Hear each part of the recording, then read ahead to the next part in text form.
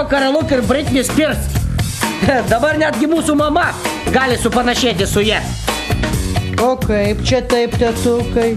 Labai paprastai. Plikai nusiskusti ir viskas. Ir Britney Spears.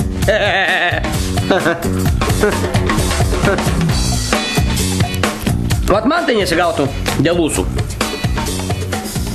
O kada tetukai aš turėsiu ūsus? Kai užaugsi, taip ir turėsi.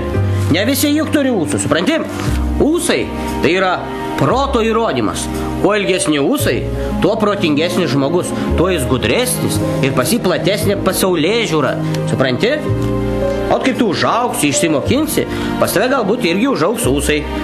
Bet tai tetukai visi žmonės protingi. Nu nelabai, ne visi protingi. Nu pažiūrėk, ar nors vieną moterį su ūsais tu matei? Ne. O daryk išvadas.